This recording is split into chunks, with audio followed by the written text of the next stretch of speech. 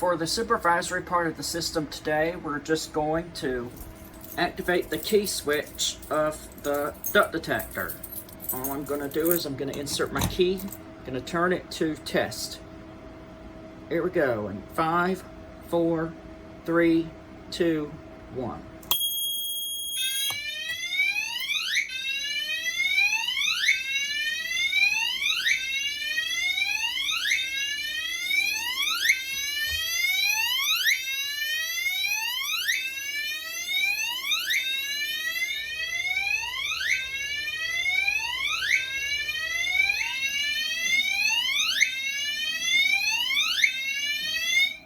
Alright, to clear the supervisory, we're just going to press reset on the panel.